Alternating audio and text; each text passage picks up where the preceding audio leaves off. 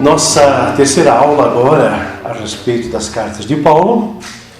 Nós queremos tratar nessa aula de maneira, claro, bastante breve sobre a teologia de Paulo e sobre a interpretação das cartas de Paulo. Isso também é preciso fazer isso de uma certa maneira e de maneira correta. E daí queremos ainda abordar também um pouquinho sobre a carta de Paulo aos Gálatas. Em relação à teologia de Paulo, nós podemos dizer que a teologia de Paulo coloca os leitores e intérpretes de todos os tempos diante de enormes desafios. O cerne da sua teologia missiológica é o ato salvador de Deus a favor da humanidade. Eu repito, o cerne da teologia de Paulo é que Jesus é o Salvador, é o Filho de Deus, e que veio e morreu, ressuscitou em favor da humanidade. 2 Coríntios capítulo 5, 17 a 21, nos apresenta isso de maneira muito clara. O ato salvífico de Deus em Cristo Jesus pode ser sintetizado por termos como Evangelho, que é boa nova, a fé, justificação e esperança. Também isso nós podemos fundamentar a partir de Romanos 1, capítulo 1, versículos 16 e 17, e também 1 Coríntios 1, versículo 30. Esse ato de Deus, ele representa três aspectos. Primeiramente, a libertação da escravidão do ser humano, do pecado, para então servir a Deus e ao próximo. Depois, libertação da lei como jugo e meio de autossalvação, aquilo que se fazia no Antigo Testamento. O ser humano é salvo pela fé, despertada pela proclamação do Evangelho. E finalmente, o Evangelho também como libertação da morte eterna. Esses são os principais eixos teológicos nos escritos paulinos, a partir das quais há uma série de desdobramentos e ênfases. De acordo com a diversidade circunstancial das comunidades cristãs às quais ele se dirige.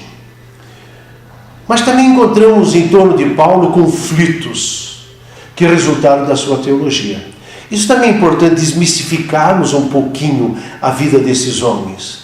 Eles eram pessoas, eram seres humanos, e a Bíblia não esconde também das suas diferenças, por exemplo, de Paulo e Pedro, e inclusive das suas discussões, e eu diria até de conflitos. Vários escritos neotestamentários registram conflitos com outras pessoas.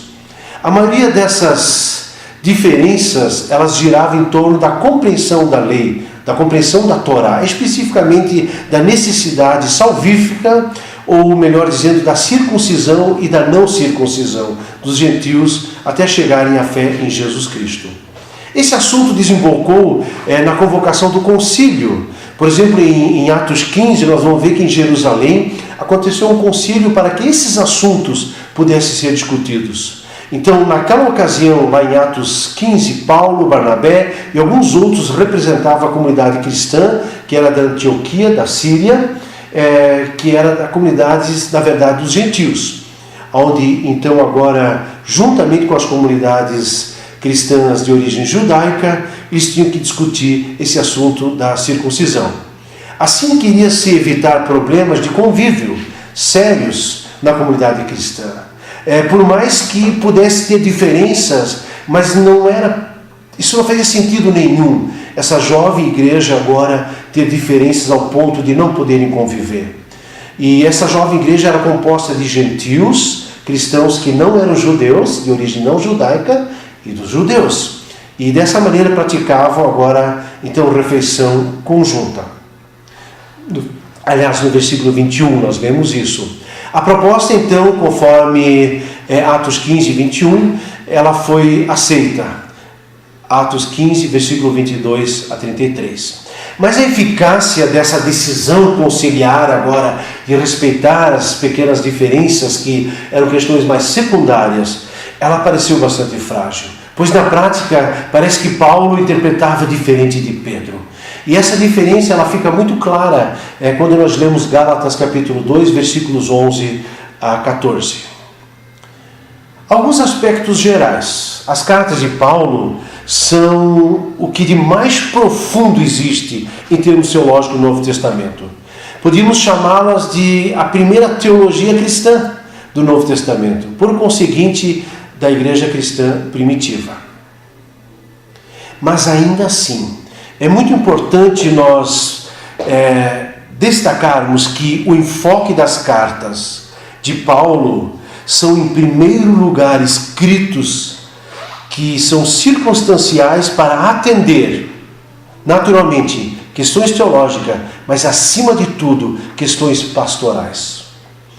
Volto a explicar. As cartas de Paulo, elas têm primeiramente um cuidado pastoral. Claro que recheado e nas entrelinhas, muita teologia. E essas respostas pastorais, elas são, na verdade, respostas às demandas das comunidades cristãs emergentes. Haviam muitas dúvidas, haviam dúvidas de tudo que é tipo. E o fruto do trabalho missionário de Paulo era poder atender, responder e caminhar com essas comunidades cristãs. O que dificulta a compreensão e interpretação das cartas é que nelas temos muitas vezes respostas do apóstolo às comunidades, resposta a perguntas que nós não conhecemos.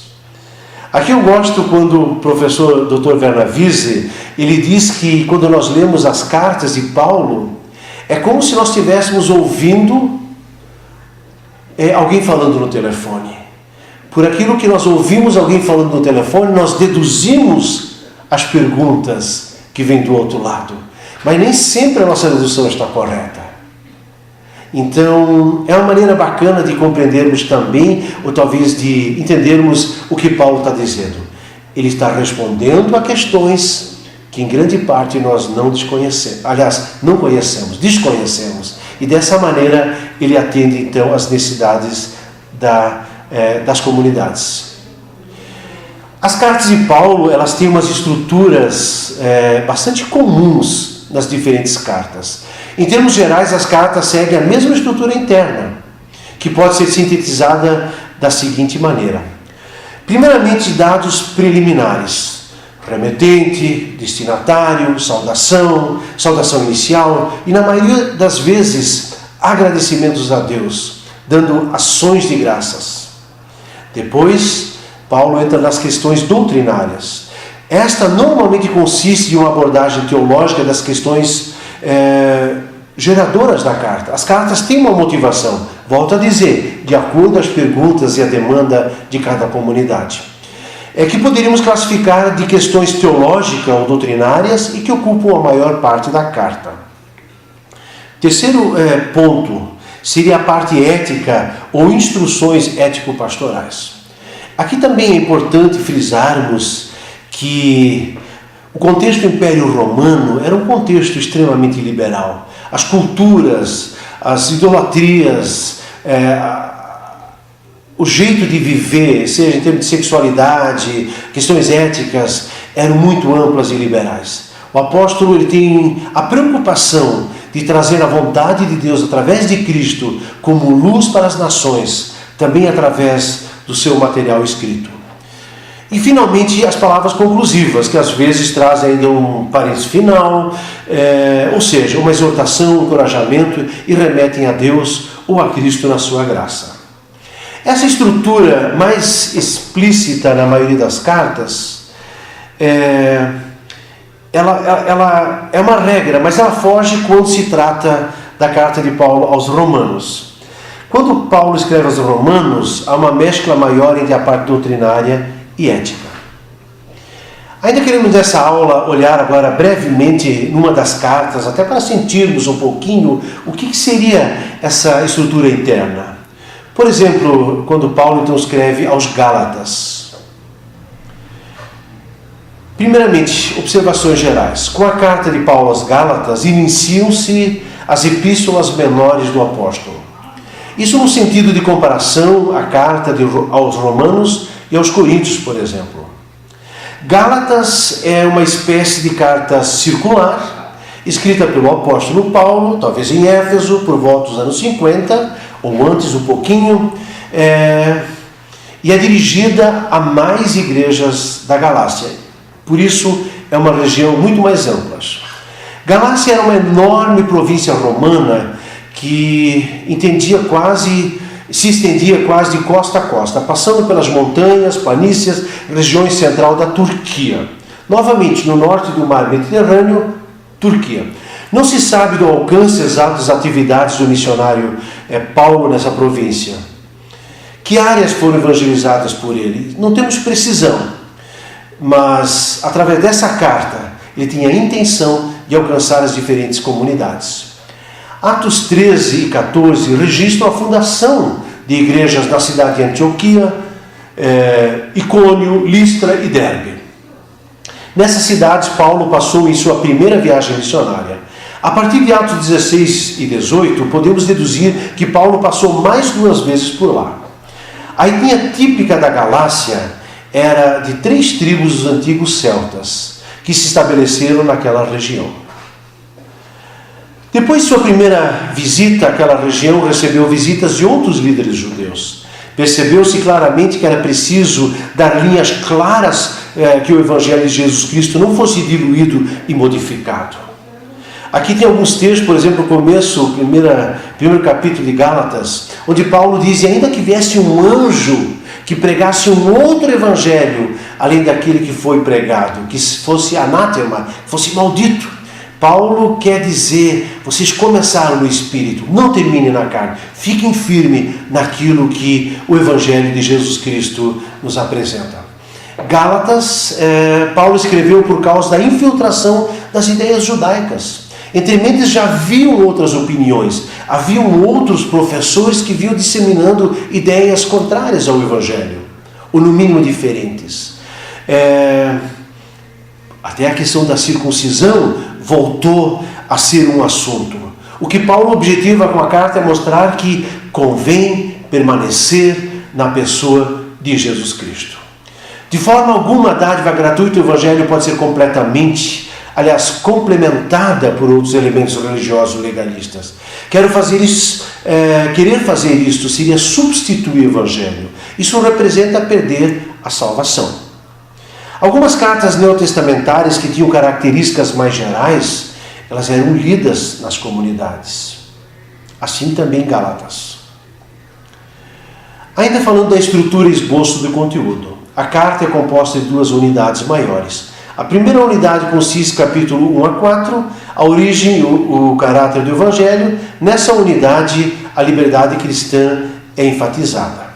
E a segunda unidade abrange o capítulo 5 e 6. A liberdade, ela é concretizada no fruto do Evangelho. Aqui a ética cristã destacada.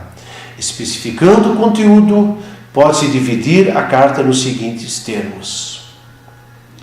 Capítulo 1 a 5, saudação inicial. Capítulo 1, 6 a 10, quem prega outro evangelho daquele que Paulo pregou é maldito.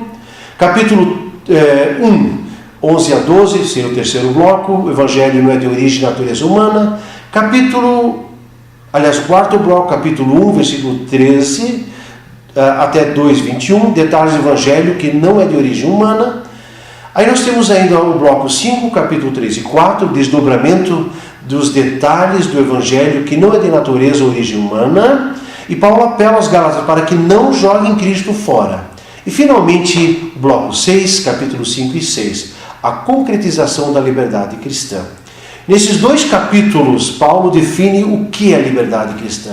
Primeiramente, o apóstolo deixa claro que apegar-se à lei como caminho para adquirir a salvação significa separar-se de Cristo. Logo em seguida, Paulo mostra que a moldura externa da liberdade cristã é o amor, e não a libertinagem ou egoísmo de qualquer natureza.